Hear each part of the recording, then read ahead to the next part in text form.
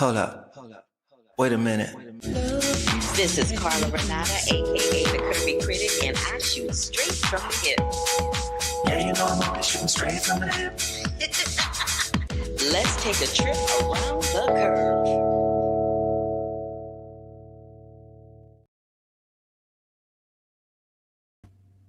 Hi, everybody. Ooh, that's very bright. Smooth this around. There we go. Hi, everybody. It's your girl, Carla Renata, aka the Curvy Film Critic. I'm a little dressed up because I got some place to go, so I'm not going to be with y'all for very long. But what I do have for you are a lot of interviews with the cast of The Order and the cast of The Last Showgirl, including Jamie Lee Curtis, Pamela Anderson, and Jurnee Smolett. So if this is your first time joining me, give me a big thumbs up to let me know you were here. Click that bell for notifications if you're watching this via YouTube. If you're watching it every place else, join the fun, honey. Subscribe to the channel because you know how I do. Insty way. I'm going to check these comments so I can tell y'all what's been happening. So Brandon says he watched The Flow. It's an amazing animated movie about a cat. That's on my list. I'm a little behind. And he also said, I can't wait for Sonic 3 and Lords of the Ring this month. Yeah, that's on my list too. Thank you, Brandon, for popping in. I appreciate you. I always love when you pop by to say hello. So there's that. But yeah, so I am here talking about all things cinema. I've got some films for you. We're going to talk, like I said, about The Last Showgirl. I have the cast of The Order. But before we get into any and all of that, let me just show you what I was up to last week. So this girlfriend of mine, her name is Jaz Wang, and she works for Genesis. And they were gracious enough to bring me out to New York to celebrate the Route 100 list of 2024. And I'll get into what that is in a minute. But before I did any of that, her and I had dinner. And then I popped on over to check out my friend Josh, who is in this show, Death Becomes Her. Baby is adapted from the movie of the same name that stars Meryl Streep, Goldie Hawn, and Bruce Willis. It is freaking hilarious. It's written the screenplay. The script is written by Marco Panett, who was also the showrunner on a show I did called All About the Andersons, which was Anthony Anderson's sitcom. But baby, this fool right here, Josh, he is a fool. I love him. He was great in the show. The show was fabulous. If you are in New York City, check it out. Then the next day, I went over to the Genesis house where they showed us their fleet of cars. This is us in front of one of the cars. And it pictured in that photo with me is again my friend Jaws. Over to your right, two people over is John Murray, who is the showrunner for the Sherry Show. In the middle there is standing next to me on your right is Flex Alexander. Y'all know him from a lot of movies and TV shows. And Paul Wharton is over to my left. And then next to Flex is Mona Scott Young, who produces a lot of shows, including Love and Hip Hop. And over to the far right is Michael Clark, who is one of the marketing reps for The Root. And in the middle there is Ryan. And next to Josh is Josh. I think I got everybody's names right. Hey, Lanita, thank you. About my blouse, girl. I'm trying to be out and be lovely. So thank you for saying that. I appreciate it. All right. And so then we went, so what that's in the Genesis house. And then we went over to in the Genesis house, they have this thing called Starscape, which has been curated specifically for the Genesis house. And it looks a little like this. So when you go in there, you see all these stars and images projected onto the floor, the walls, underneath your feet. You almost feel like you're weightless in that room. And it was a spectacular light show that if you're in New York at the Genesis house, you definitely check it out. Then, child, you know I'm in the market for a car. So they let your girl drive a Genesis GV60, which is an all-electric car, up and down the West Side Highway. Yes, baby, the Curvy Critic was running up and down the West Side Highway. I had a good time. It was so much fun. And then they came and picked us up later on that day and another Genesis fleet. So this is on 125th Street, right in front of the world famous Apollo Theater. There I am in front of Miss Apollo. Where we did the Route 100. And then FYI, but not really, this is me inside the Apollo Theater. So many, many years ago when Sinbad was hosting Showtime at the Apollo. I was a contestant in Showtime at the Apollo, and I literally have not been in the Apollo Theater since that time. So this was kind of like a coming home thing for me. One of the people that was nominated, that was honored, was DeWanda Wise. You've seen her in one of the recent Jurassic movies and a couple of other things. But this young lady is the next one that y'all need to be looking out for. She is beautiful. She is smart. She is funny, and her work always delivers. Then we got treated to some concert songs by Miss Andra Day. Andra Day did like 4 songs, including all the songs that you love for her to sing. It was really it was something else. Wendell Pierce was honored for his work. And then I met this lovely lady. You know who she is. You know her. You love her. Miss Jasmine Crockett. We love her. So she was there. And then we were at the after party, and we took a little selfie. And I talked to her about some politics. So me and her going to try to connect. And then this is me and DeWanda. We cousins. We've already decided that we just cousins from another mother, father. Then one of my old dear friends, Keisha Lewis, who won the Tony this year for Hell's Kitchen, the Alicia Keys musical, she was honored as well and performed. And this is her on the red carpet. And last but not least, we got performances by Andra Day. We got performances by Keisha, but then rounding it all out was my girl Lettucey. She came in, honey, and let us have it. And it was fantabulous. Then I got on a plane, came back home, and I moderated these discussions. If you go to YouTube and look up a show called Half Hour With, I'll put the link in here before we finish. You'll see me doing interviews with Arthur Musa, who is the director of a film called Brief Tender Light. You'll also see me moderating a discussion with the filmmakers of Zorowski versus Texas. Now, if you're not familiar with that particular documentary, it's about this young woman whose last name is Zorowski, who took on the state of Texas because they would not allow her to have an abortion, even though her life was at risk in the process of doing so. Then after I did all that moderating, child, I hopped on over to the TV Academy, where I moderated a conversation with the cast of Abbott Elementary. Everyone was there except for Lisa. Lisa had another engagement and she was unable to join us. But this is me at the Academy doing this conversation for Abbott Elementary. And then of course, I hung out with my other cousin, Miss Quinta Brunson, who is the creator, writer, showrunner, and star of Abbott Elementary. So today, y'all, we're going to get into 6888. We're going to talk about that film. We're also going to talk about The Order. I have the entire cast of The Order.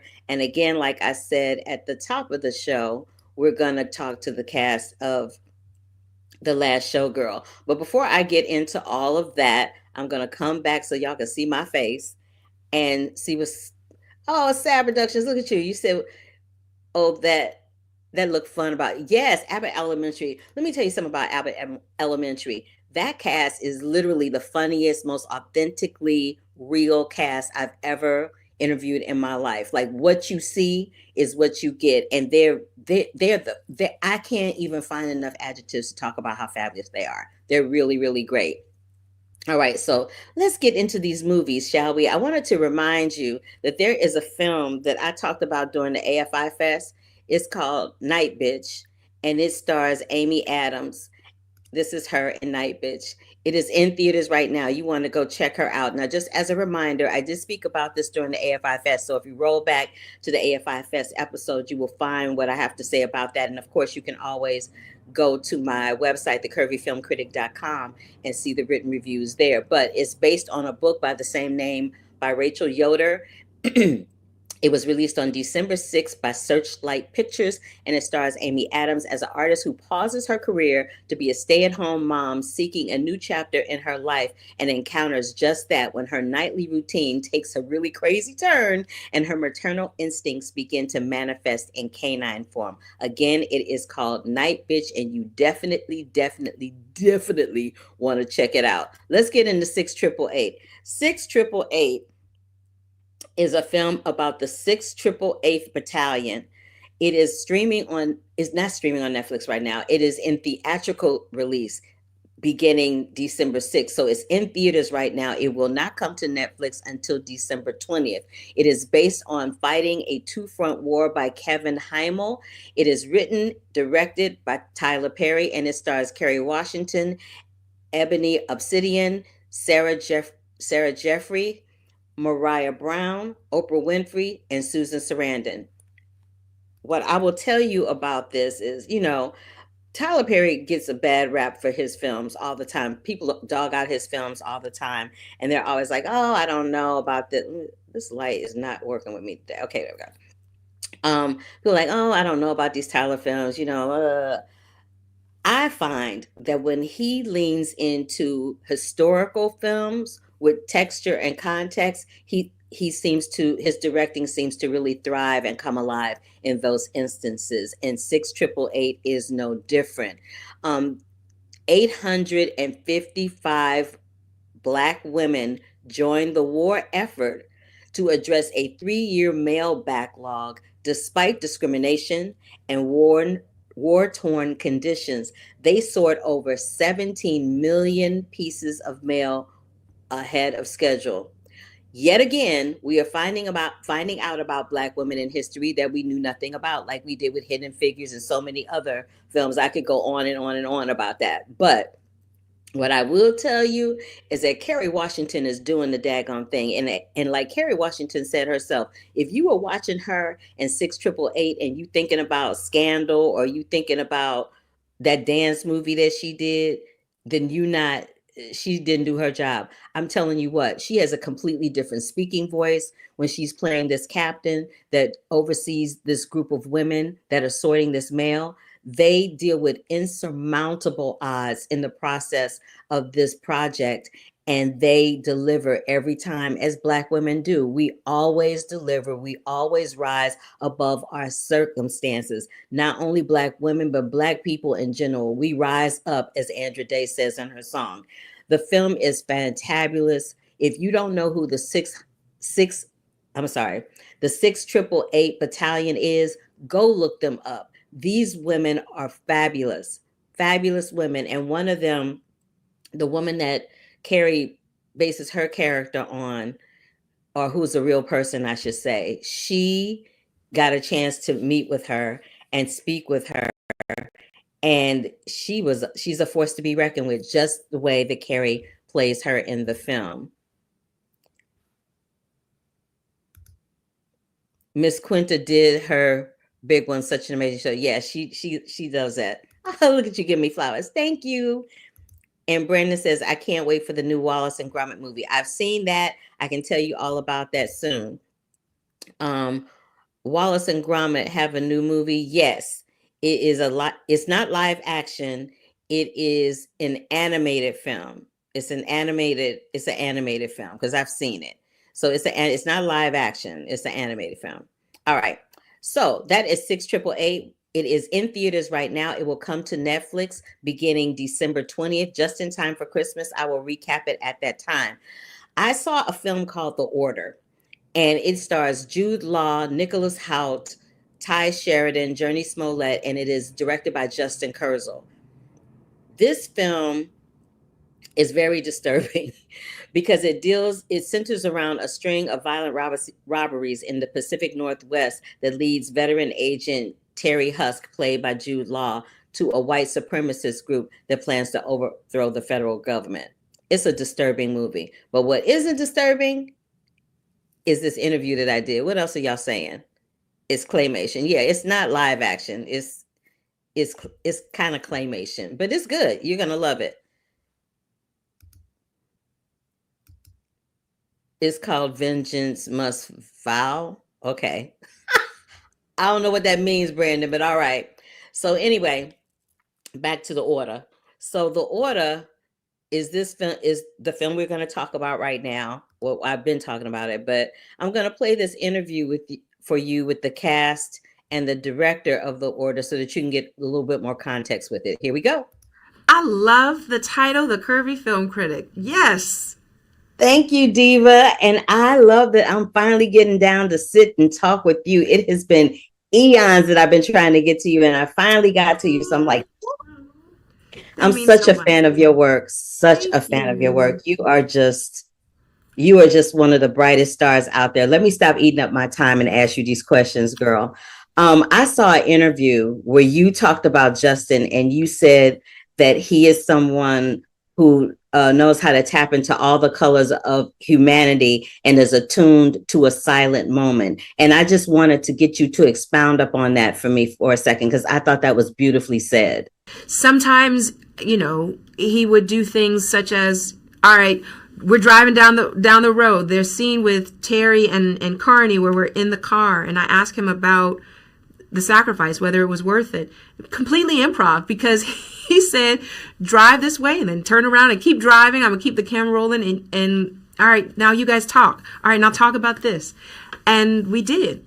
It just, first day on set, he didn't want me wearing makeup. It was so freeing, really, to have that kind of creative experience with someone that's just constantly finding the truth. There's this Stevie Wonder song that's out right now called How Can We Heal Our Nation's Broken Heart? And when I hear that song and I watch this movie, it brought me in tune to the same place. And I just want to know how you might feel about that. I think about when James Baldwin talks about the integrity of an artist, that if you don't lie, if you don't cheat, I'm paraphrasing, it's a force you didn't ask for, but it's not only your glory, your responsibility, it's almost our only hope. I really do believe that as an artist, it's our job to hold a mirror up to society.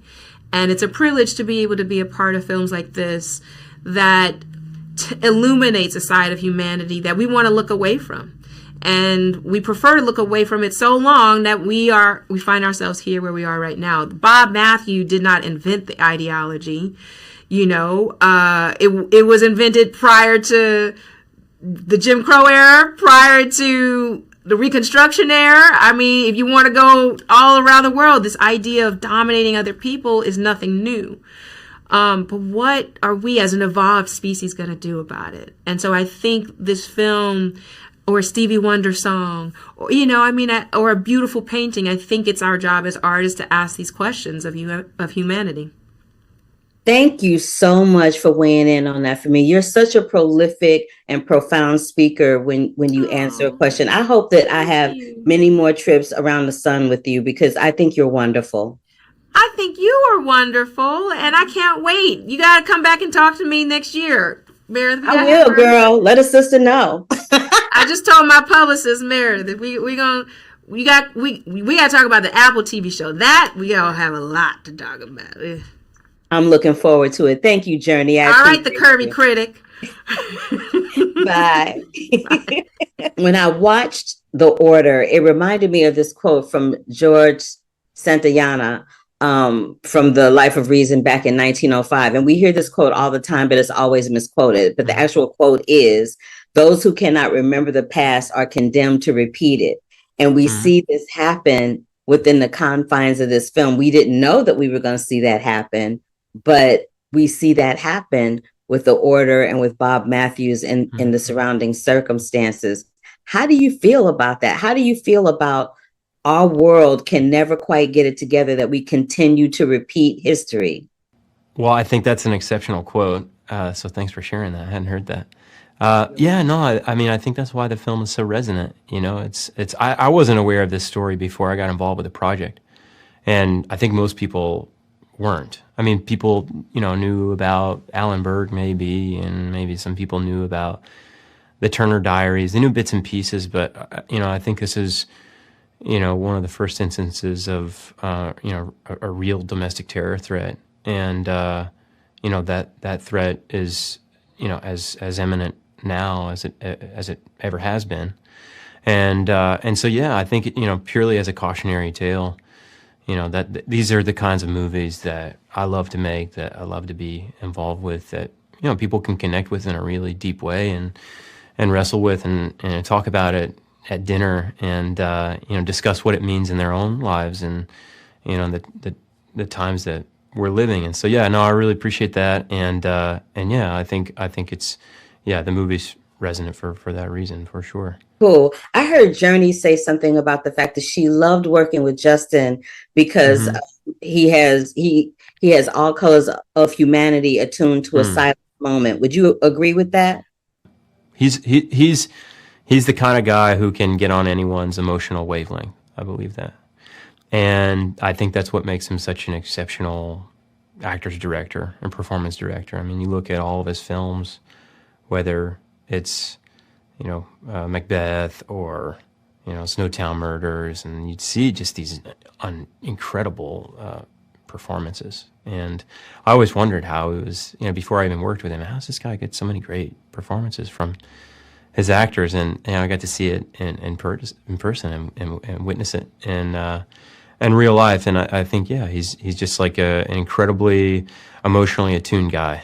And when you speak to him and you guys have a conversation, he really listens. It's almost like he's, looking through you into your soul, and I think people feel that and they feel comfortable.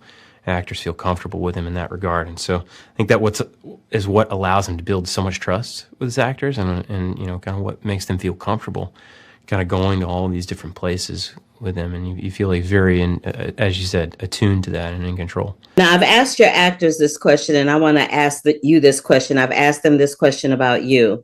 Jurnee said in an interview that you guys did a little while ago that you have an ability to bring out all the colors of humanity attuned to a silent moment in your directing.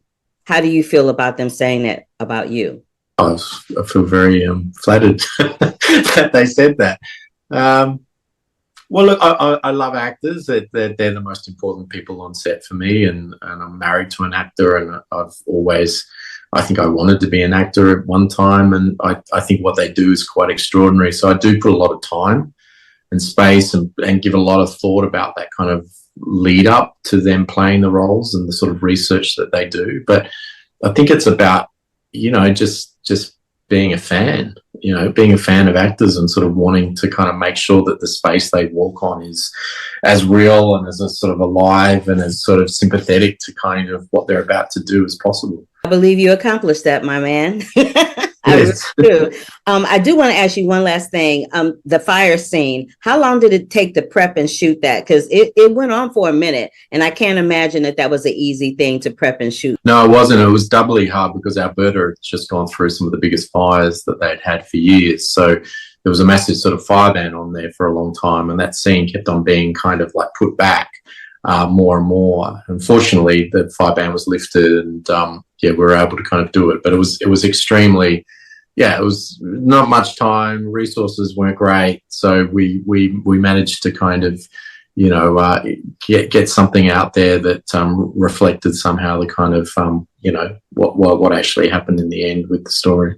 It was a fabulous scene. I really enjoyed watching it. It was intense, and I was looking at how it was shot all the way down to the close-up of the bullets sitting on top of the casings. I really enjoyed the way that you shoot and the way that you direct and bring a story to the screen. And with that brings me to the end of my time, but I didn't want my time to end without communicating that to you. Thank you so much. Thank you very much. Nice to meet you. Cheers. Nice to meet you. Cheers. So when you get a chance, you guys, check out The Order. It is in theaters right now. It is produced by Amazon MGM Studios. Again, it's directed by Justin Kurzel. It stars Jude Law, Jurnee Smolett, Nicholas Hoult, and Ty Sheridan. I want to give you just a little bit more information about it than what I gave you before. If I can get back to my page. There we go. So for over a year, this group, what do I want to say? For over a year, this was based on a true story.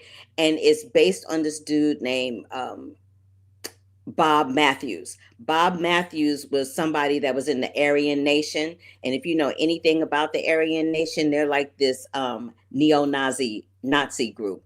And it's called, and they really refer to it as the Order. And it is, he was doing a series of robberies, this Bob Matthews person, and he was planning on really kind of just taking over the same way that people attempted to take over on September 6th. So that's why when I talked to Jurnee, I was, or I forget who it was, Jurnee or Ty, that I asked, the more things change, the more they stay the same. And so, this kind of situation did not start with Bob Matthews. Start with September 6th. It started with many, many other people before that. Bob Matthews died in the siege in Whitley Island on December 8th, ironically enough, today. In 1984, it would take nearly 2 years before the other surviving members of the order were put behind bars. Bruce Pierce, let me go down and read the rest of this for you. Bruce Pierce and David Lane were sentenced, who were his cohorts in this situation. They were sentenced to a combined 300 years for their roles in Allenberg murder.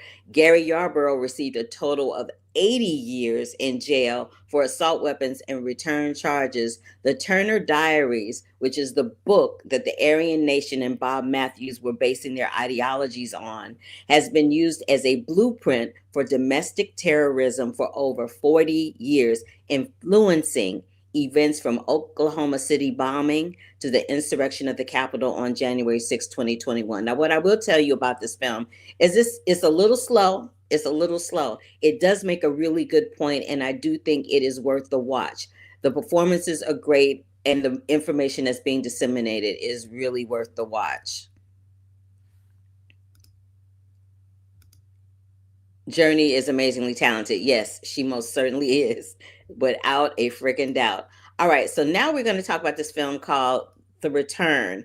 I saw this film. Now, before I get into it, this film right here, The Return, it stars Ralph Fiennes and Juliette Binoche. I was supposed to do a junket with them, and I literally waited online for 45 minutes, and then they came back and said, we have to find some time for you off junket. I don't think that's ever going to happen, but I appreciated the fact that they tried to do that. At any rate, this film right here, if you like Greek mythology or you know anything about the Odyssey, this film right here is adapted from the Odyssey by Umberto Pasolini. And so what happens is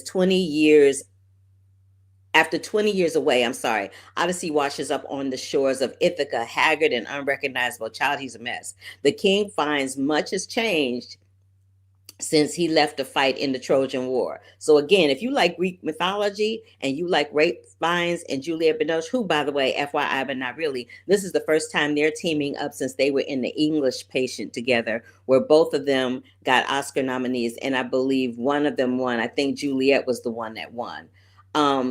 Anyway, the Odyssey's wife, Penelope, played by Juliette Binoche, is a prisoner in her own home and hounded to choose a new husband.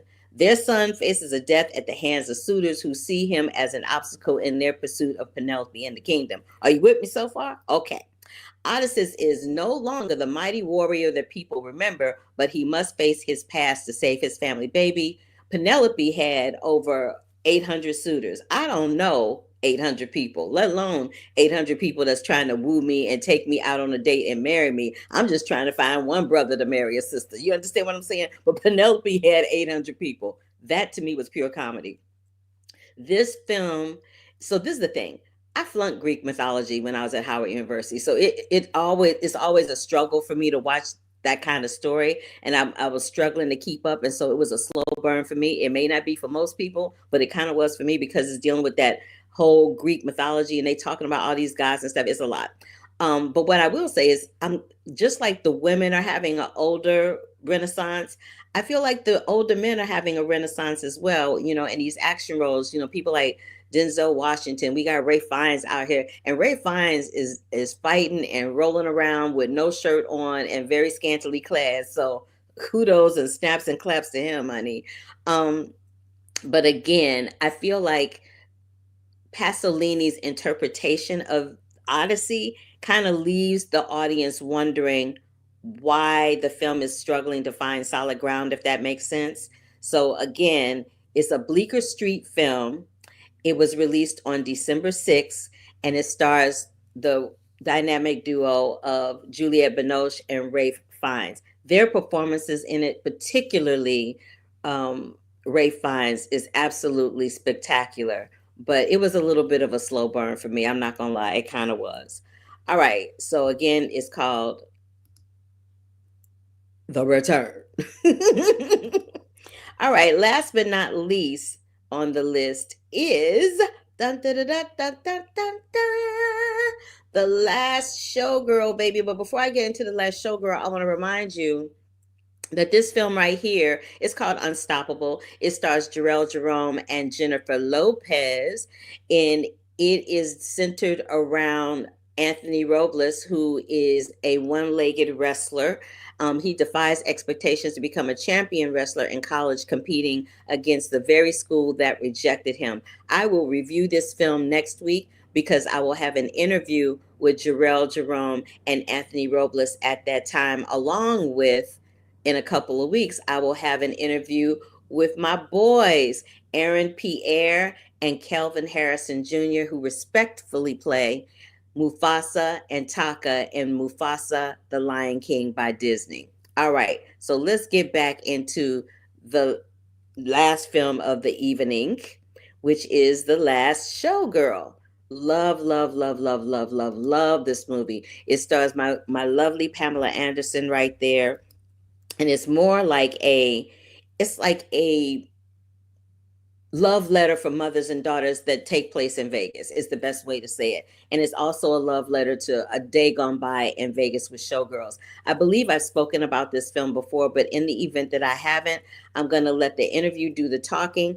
It's reviewed. It is directed by Gia Coppola, who is the granddaughter of Francis Ford Coppola and the niece of Sofia Coppola. The film stars Pamela Anderson, Jamie Lee Curtis, Kiernan Shipka, Brenda Song, Dave Bautista, among others. So I had an opportunity to sit down and chat with the ladies about this film, and here we go. Jamie, I heard that you were pitching in on the set, girl, moving stuff around and carrying on. You know, I love every aspect of this job, every aspect of it. Our crew here today are wearing name tags. I love the communal feel of a movie set. It really flips my switch. So whatever we need to do as a group, I will do, because that's sort of, to me, the communal effort of the art form. Pamela, do you think that helps to create what Jamie, just to piggyback off of what Jamie said, create not only a communal feel on the set, but a togetherness between the cast and crew, and to make it all one, so that there's no differentiation? My mouth is not working with me today, but you know what I'm trying to say. I know what you're trying to say. No, it was wonderful. When I first met Jamie and we were at the first scene, the first thing she did was make sure everyone had name tags, and that she went and introduced herself to every single person on the crew. And I just followed up behind her and I went, okay, if that's what she's doing, I've got to do that too. But such a great role model and such a wonderful way to make everybody feel seen and appreciated and respected, because it does take, a village to make a movie. But to that point, what we're trying to do is create intimacy with a camera. And the great example of that is what Pam talked about 2 interviews ago, that the scene with Billie Lourd, where Billie plays her daughter, she's a single mom, and Billie comes and confronts her about the choices she's made as a single mother, about choosing showgirl life over raising her daughter. And they had never met. That scene took place the first day that they met. And what I'm saying is, you create a world and then you drop into this deep emotionality with people immediately. I never met one of the people on The Bear before I walked into the kitchen of the Christmas episode. Not one. I walked around, shook everybody's hand, and then they said, let's roll. So it's both. It's the creating a family, a safe space. It's like a petri dish. You want to create a really safe petri dish and then let shit happen. I love that. Pamela, Jamie, can you both just speak really quickly to being mothers and dealing with a story that is basically at its essence a mother-daughter story taking place in Vegas? Well, I always say we're going to have to face our adult children and beg for forgiveness. I've been there.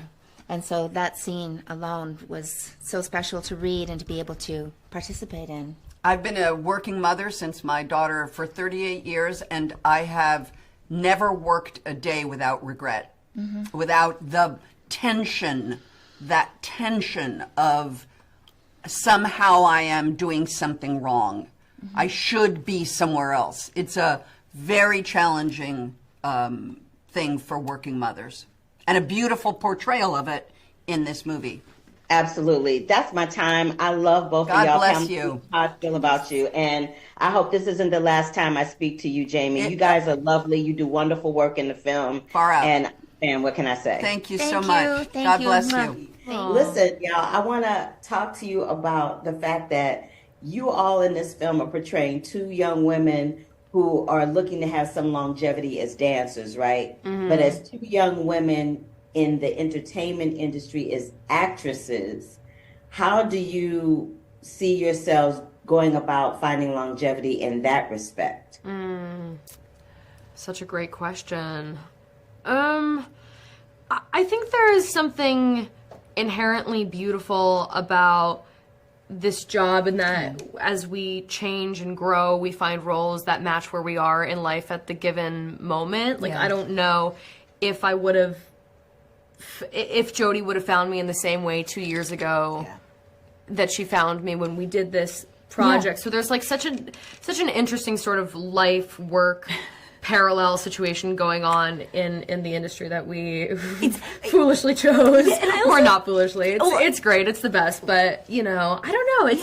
It's I guess always change. I always want to be changing and growing. Yeah. And I feel very lucky that I feel like I can do that in this space. And every time I do a character and take on something, I feel like I change because of it. And I think that keeps the spirit of longevity sort of alive, is that we get to kind of change and grow and make interesting choices. And for me, I've always sort of looked at my career as like a staircase. I just want to constantly be moving forward and challenging myself.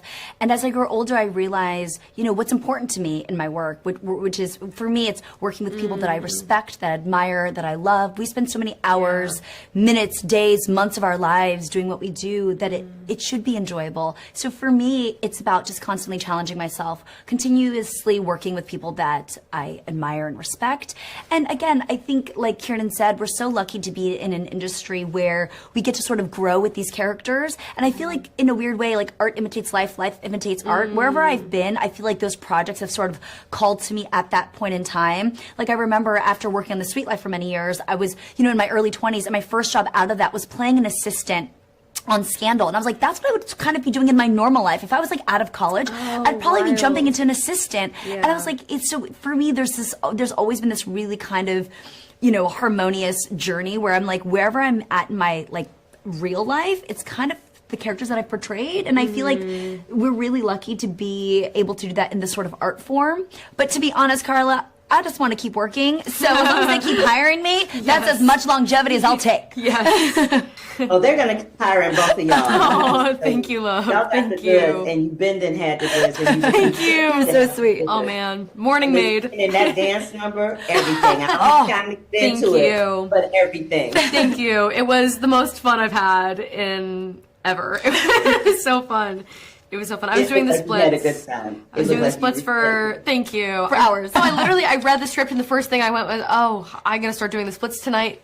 I'm going to make sure that I can get into them by And you the day. killed that. You were like this far off the ground and holding it. We were inching. This woman was, it was incredible. I had to like sit there and not care. And all I could think about was, wow, all of those muscles working right now. My 36-year-old body is screaming in pain. No, and I you was were kind incredible. of screaming too. No, it's okay.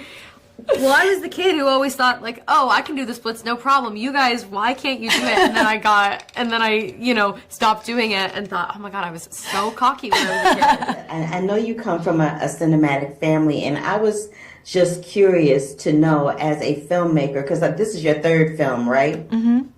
So as a filmmaker, I wanted to know, what lesson did you learn about taking risk and leaning into your authenticity with your filmmaking?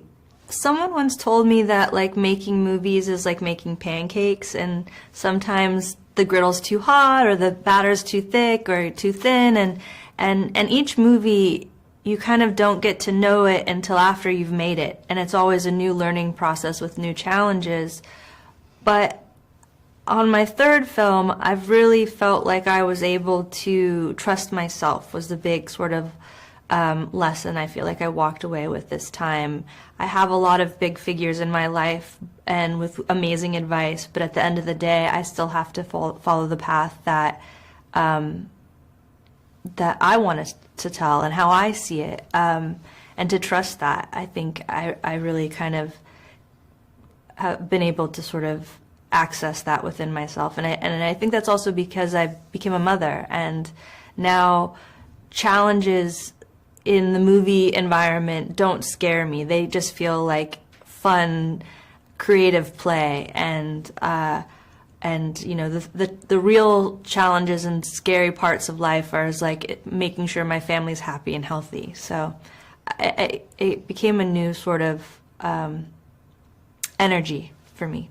Gia, it is always a pleasure to speak to you, and you know what a fan of this film that I am. I really applaud and appreciate the fact that this Showgirl story is told by a woman with a female crew cast. Yes. And I feel like through that lens, it's very authentic and very moving. So I just wanted to say that before we signed off, and to thank you for your artistry. Thank you. I appreciate you. It's nice to talk to you again.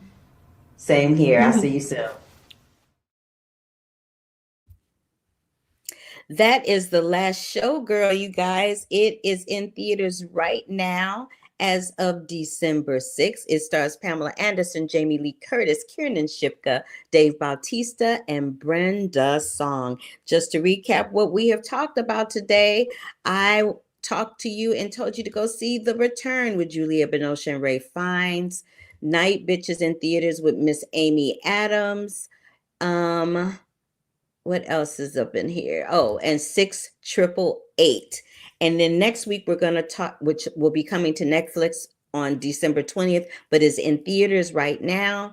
Again, The Order with my girl Jurnee Smolett, Ty Sheridan, and Mr. Jude Law. When I come back next week, we'll be talking about Unstoppable. We'll be talking about Mufasa. We'll be talking about a lot of other things too. Mufasa, yay! So I just wanted to thank you guys as always for popping through and saying hello and hollering at me and talking to me throughout the course of the podcast. I really do appreciate it. I'm going to scoot out here right now to go celebrate my girl, Miss Anjanou Ellis Taylor. They're having a toast reception for her, which is why I'm all dressed up in my little fluffy shirt. So let me just remind you that everything that I talk about here, you can see the full interviews at my YouTube channel. And then you can also go to thecurvyfilmcritic.com to check out anything that I talk about in terms of written reviews. So if you go to the website that is scrolling on the bottom, thecurvyfilmcritic.com, you will find all of the written versions of what I talk about here. And of course, you know, I do what I do. I am so silly. Oh my God, I'm stupid. Check this last comment. Thank you so much. Thank you. I loved having those interviews. Thank you for saying I'm a great interviewer. I like to talk. Can you tell? Anywho, I'm going to scoot up out of here, you guys, but thank you so much once again for popping through and popping in and saying hello and watching the interviews and listening to the reviews. Oh, I forgot one other one that I'm going to talk about next week too.